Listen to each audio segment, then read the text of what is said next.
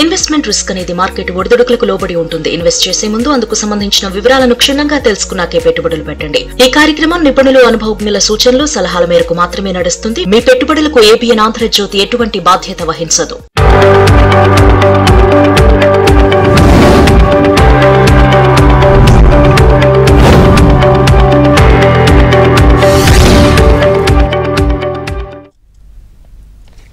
Business updates చూద్దాం. దేశీయ stock మార్కెట్లు లాభాలు ప్రారంభమయ్యాయి. సెన్సెక్స్, నిఫ్టీ లాభాలు ట్రేడ్ అవుతున్నాయి. Apollo hospitals, Hero MotoCorp, Hindalco లాభాలు ట్రేడ్ అవుతుండగా Tech Mahindra, HCL tech, Shriram finance, Maruti Suzuki నష్టాలు ట్రేడ్ అవుతున్నాయి. ఓవరాల్ ఈ రోజు మార్కెట్స్ కి సంబంధించి మరింత విశ్లేషణ బిజినెస్ అనలిస్ట్ రత్నాకర్ గారు లైవ్ లో సిద్ధంగా ఉన్నారు. Good morning sir. Good morning అమ్మా. సార్, ఈ రోజు మార్కెట్స్ కి సంబంధించి అంటే స్టార్టింగ్ లోనే లాభాల్లోనే ప్రారంభమయ్యాయి. సో ఓవరాల్ గా ట్రెండింగ్ ఎలా ఉంటుంది సార్? ఇవాళ కూడా మార్కెట్ మామూలుగా స్టేబుల్ గానే ఉంటుందండి. 2 అప్ ఉండదు, 2 డౌన్ ఉండదు. ఎందుకంటే మొన్న ఒక రోజు 700 పాయింట్స్ పడింది. లాభాలు స్వీకరిద్దాం అని చెప్పేసి lot of people have sold.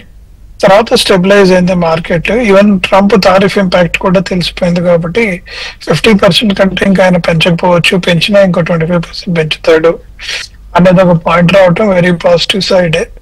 RBI repo rate కూడా they are not seeing any major changes now మొన్న ఇచ్చిన దీన్ని బట్టి. And US stocks, European stocks are also reacting very positively. So overall sentiment positive గా ఉంది, not too large positive.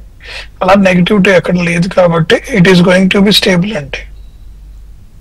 And sir, Trump tariffs వల్ల markets లో ఎలాంటి ప్రభావం పడుతుంది?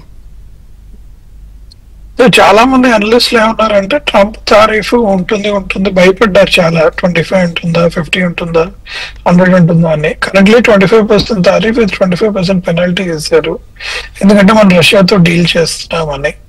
అండ్ ఇండియన్ గవర్నమెంట్ కూడా పాజిటివ్ గానే రియాక్ట్ అయింది. They have not shown any negative reaction or immediate repercussions ఏమీ చేయలేదు కాబట్టి మార్కెట్ చాలా పాజిటివ్ గానే తీసుకుందండి. It is not seen as negative at all as of now. Only some of the analysts have written India GDP growth 6.5% ఉండాల్సింది. Trump tariff impact మూలంగా 6.2% పడే అవకాశం ఉందన్నారు. ఈవెన్ ఫర్ దట్, ఎందుకంటే వరల్డ్ వైడ్ అన్ని కంట్రీస్ ఎఫెక్ట్ అయ్యాయి compare to other countries. India is less affected because of Trump tariff. It is also seen positive side అండి by the analyst and many of the investors also. Right, caller రెడీగా ఉన్నారు sir. Govind garu call చేస్తున్నారు. Good morning sir. Good morning madam. Good morning Ratnakar sir. Good morning అండి. Chambal fertilisers ఒక 250 shares 570 rupees లో కొన్నాను sir. MCC వచ్చి 1000 rupees, 220 rupees లో కొన్నాను సార్. అంటే ఈ రెండు కూడా మరి కొద్దిగా యాడ్ చేసుకుందాం అనుకుంటున్నాం సార్. ఒక 2 to 3 years హోల్డ్ చేద్దాం అనుకుంటున్నాం సార్. ఫండమెంటల్స్, టెక్నికల్స్ ఎట్లా ఉంది? ఫర్టిలైజర్స్ స్టాక్స్ అండి ఒక 2-3 years back they have done extremely well growth wise. Next 2 years I'm not seeing exponential growth in the fertilizer stocks. దాంట్లో మీరు ఉన్న ఎక్స్పోజర్ ఉంచుకోండి, అదర్ స్టాక్స్ మీద మీరు ఫోకస్ చేయొచ్చు.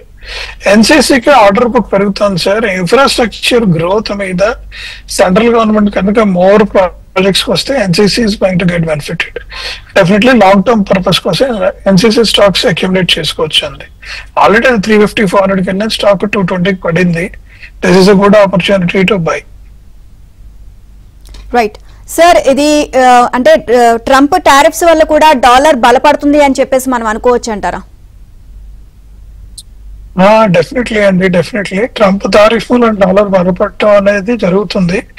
బట్ మన ఇండియన్ గవర్నమెంట్ దాన్ని చాలా బాగా కంట్రోల్ చేస్తుంది. There are many complaints on the Indian government అనమాట. మన movement of money, student education కానివ్వండి, బిజినెసెస్ కానివ్వండి, ఎనీ కైండ్ ఆఫ్ ఇన్వెస్ట్మెంట్స్ కానివ్వండి, మనం ట్యాక్సెస్ ఎక్కువ వేసి అవుట్ఫ్లో అని తగ్గించుకుంటూ వచ్చాం మనం. మీరు చూస్తుంటే there is nothing specific for they.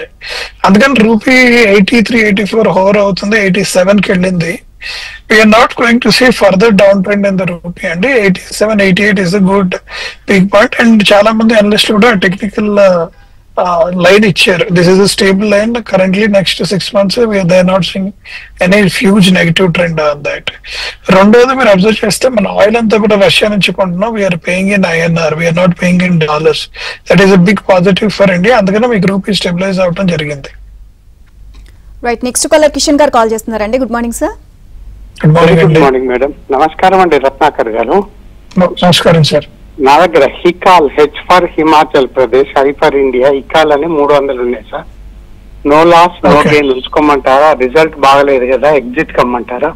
ఇంకొకటి హిందుస్థాన్ ఏరోనాటికల్ యావరేజ్ లో 47 లో ఉన్నాయి సార్. ఇంకొన్ని తీసుకోవాలనుకుంటున్నాను, ఎక్కడ తీసుకోవాలా? డెఫినెట్లీ హిందుస్థాన్ ఏరోనాటిక్ లో కరెంట్ ప్రైజెస్ గుడ్ సార్, మీరు ఇబ్బంది పడక్కర్లేదు. అది మీరు సిప్ కింద పెట్టి నెక్స్ట్ 12 months ఇన్వెస్ట్ చేయండి.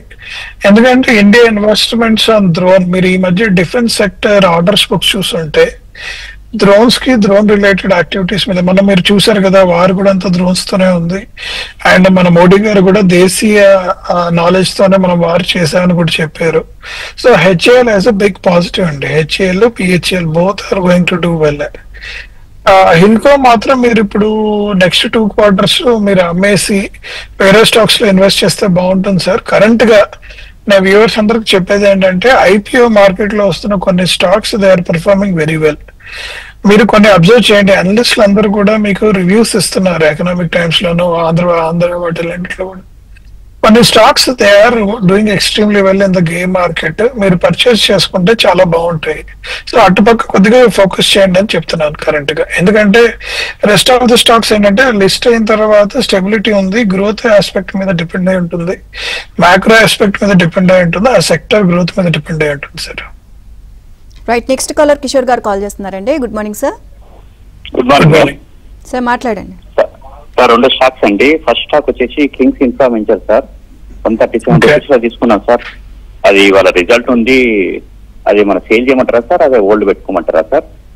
నెక్స్ట్ వచ్చేసి జేవిఎన్ 127 రూపీస్ లో తీసుకున్నాం సార్, అది ఇక్కడ యావరేజ్ చేయమంటారు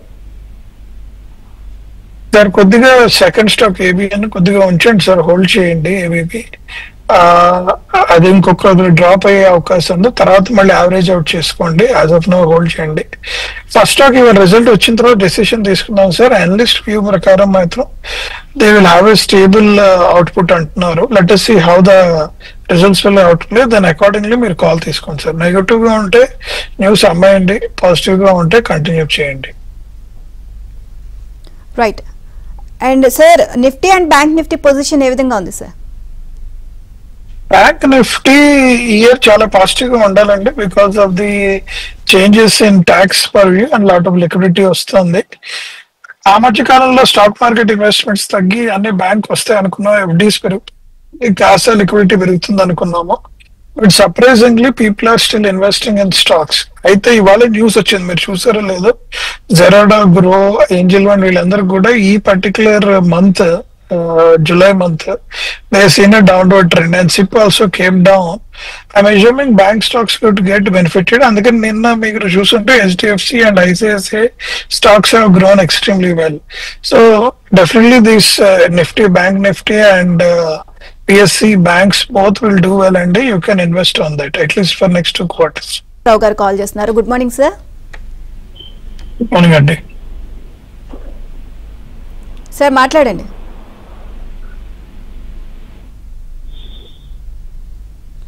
Damodar Rao garu, okay, call cut అయినట్టుందండి. Next caller Krishna Reddy garu call చేస్తున్నారు. నమస్తే అండి. నమస్తే సార్. నమస్కారం సార్. ప్రజెంట్ రేట్ లో వారే ఎనర్జీ, పీజీ ఎలక్ట్రోప్లాస్ట్, ఈ రెండులో ఏది ఒకటో చెప్పండి సార్, మంచిది. పీజీ ఎలక్ట్రోప్లాస్ట్ నెగటివ్ రిజల్ట్స్ వచ్చిందండి, they are not shown positive. Current గా I don't prefer. Second Waaree energy, definitely there is a positive outcome, మీరు దాంట్లో ఇన్వెస్ట్ చేయండి సార్.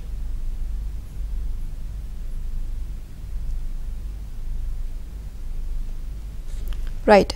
అండ్ సార్, ఇప్పుడు వరకు అంటే జరుగుతున్న పరిస్థితులు అంటే ఒకవైపు ట్రంప్ టారిఫ్లు ఒకదాని తర్వాత ఒకటి ఈ విధంగా జరుగుతున్నాయి, అండ్ అంతేకాకుండా యుద్ధ పరిణామాలు. సో వీటన్నిటిని దృష్టిలో పెట్టుకొని రాను అంటే వచ్చే టైంలో ఇంకా మార్కెట్స్ పైన ఎలాంటి ప్రభావం చూపించవచ్చు అంటారు? ఇప్పుడు ఈ రోజు అయితే లాభాల్లో ట్రేడ్ అయింది, ఇంకా లాభాల్లోనే కొనసాగుతుంది అంటారా, లేకపోతే హెచ్చుతగ్గులు అలాగే నష్టాల్లో కూడా కొనసాగొచ్చు అని అంటారా?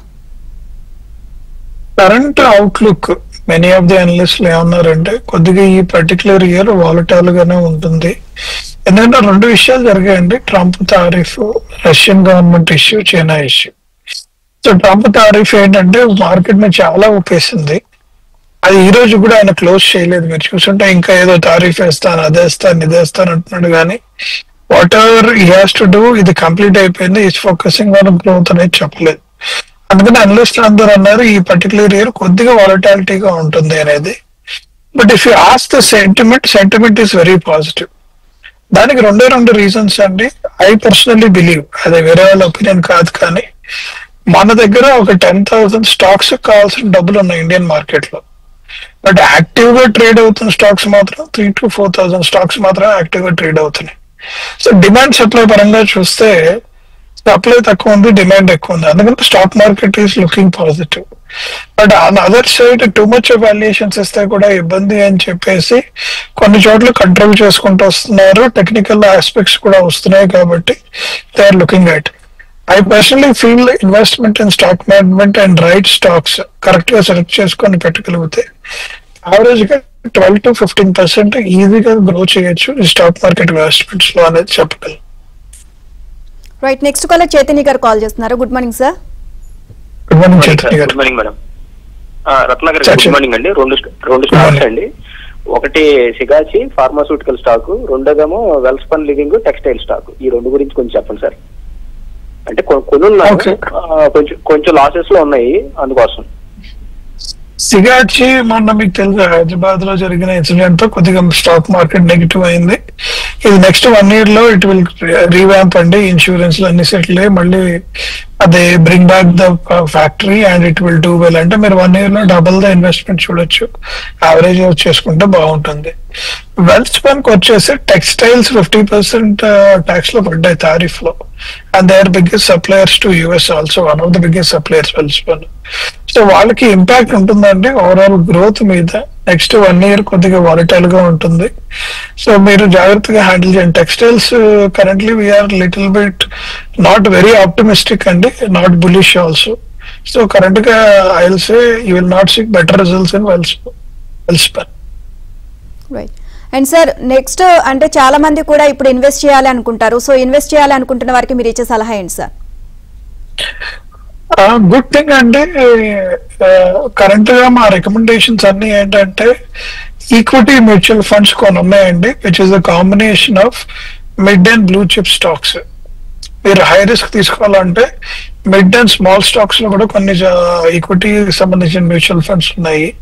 మీరు అందులో ఇన్వెస్ట్ చేయండి. ఎందుకంటే these are run by some of the senior fund managers in the market and they adjust the stock accordingly. They read the stocks, they understand the company, they go to promoter, they sit with them and they invest with certain return in hand. మన individual కి వెళ్ళి చేతులు కాల్చుకునే కంటే ఇలాంటి stocks లో అంటే కొద్దిగా high risk తీసుకోవాలంటే మిడ్ టు స్మాల్ లో పెట్టే ఈక్విటీ మ్యూచువల్ ఫండ్స్, లేదా రిస్క్ తగ్గించుకుందాం అంటే blue chip to mid stocks పెడితే you will see a decent return అని చెప్తున్నాను. Currently don't burn your hands by investing. Second thing నా రిక్వెస్ట్, నేను ఐపీఓ మార్కెట్ కొద్దిగా చూస్తూ ఉండండి. రోజు కొన్ని ఐపీఓస్ జరుగుతున్నాయి. In that 3 or 4 of them are really really good. మీరు దాన్ని చూసి ఇన్వెస్ట్ చేయండి and you will see good returns on that. Right, next caller Mastan Vali garu call చేస్తున్నారు. Good morning sir. Good morning Mastan garu. Good morning Mastan గారు. నమస్తే సార్. ఆయుష్ share 250 దగ్గర కొన్నాను sir. అది వచ్చేసి రోజు తగ్గుతుంది. కొన్నప్పుడు 3 రోజులు పెరిగింది, మళ్ళా తగ్గుతుంది. ఏ రేట్ దాకా తగ్గి మళ్ళీ పెరుగుతుంది సార్? కొద్దిగా తగ్గుతుంది సార్. ఎందుకంటే మార్కెట్ గ్రోత్ నెగిటివిటీ ఉంది. ఎక్కడైతే యుఎస్ కి ఎక్స్పోజర్స్ ఉన్నాయో ప్రోడక్ట్స్, మనం ట్రంప్ టారిఫ్ వచ్చిన దగ్గర నుంచి వాటికి డీ గ్రోత్ ఉంటుంది. గవర్నమెంట్ సపోర్ట్ ఎంత ఇస్తుంది అనేది తెలియదు. ఒకవేళ గవర్నమెంట్ సపోర్ట్ ఇస్తుందంటే స్టాక్ ప్రైస్ అవుతుంది సార్. గవర్నమెంట్ సపోర్ట్ లేదంటే స్టాక్ పడుతుంది. కరెంట్ జరుగుతున్న అదే విషయం యాక్చువల్ గా. మీరు కొద్దిగా సేల్ చేసి వేరే స్టాక్స్ లో పెడితే better, wear the exposure to US is less. Right. And sir pharma and IT రంగ ఏ విధంగా ఉన్నాయి సార్? ఫార్మా కూడా బాగుంది. బట్ యుఎస్ లో నేను విన్నది చాలా మంది ఫార్మా కంపెనీస్ లో వాళ్ళది వినింది ఏంటంటే they are saying don't buy products from Indian pharma companies అంటున్నారు. సో ఇది కొద్దిగా మన దివీస్ కి అరబిందో కి కొన్ని స్టాక్స్ ఏవైతే లిస్ట్ అయ్యాయో నెగిటివ్ అవుతుంది. That is the ground rumours అండి. అంటే అక్కడ లోకల్ గా కూడా చెప్తున్న విషయాలు అవి. ఎంత మటుకు తెలియదు. కరెంట్ గా నేను డోంట్ బి అగ్రెసివ్, ఎందుకంటే we're morely dependent on US market for all pharma related stocks. కొరటిగా don't be bullish, be cautious అని చెప్తాను నేను. అండ్ అంతేకాకుండా సార్, రష్యా ఉక్రెయిన్ యుద్ధం వంటి వాటి వల్ల కూడా ఈ బంగారం అలాగే వెండి ధరలు కూడా తగ్గుముఖం పడుతూ వస్తున్నాయి. దీనికి సంబంధించి మీరేం చెప్తారు? బంగారం బాగా పెరిగిందండి. ఈ మధ్య ఏంటంటే ఆల్టర్నేటివ్ ఇన్వెస్ట్మెంట్స్ పెరగటం, బంగారం మీద కొద్దిగా ఫోకస్ తగ్గటం జరిగింది. రెండోది ఇన్ఫ్లేషనరీ ఎఫెక్ట్స్ మూలంగా బంగారం మీద ఇన్వెస్ట్మెంట్ కూడా తగ్గింది. ఇప్పుడు అందరు కూడా అదర్ గోల్డ్ కి వెళ్తున్నారు. ఫ్యాషన్ జ్యువెలరీ ఏదైతే 24 క్యారెట్ 10 క్యారెట్ 12 క్యారెట్ 14 16 క్యారెట్ మీరు చూస్తే నేను బ్లూ స్టోన్ ఒకటి వచ్చింది ఇన్వెస్ట్మెంట్ కి. ఇవన్నీ కూడా they did well, Kaushal, carrot lean. So అందుకనే బంగారం మీద డిమాండ్ ఏదైతే ఎక్స్పెక్ట్ చేస్తున్నారో అది స్టెబిలైజ్ అవుతుంది, కానీ it is not doing exponential.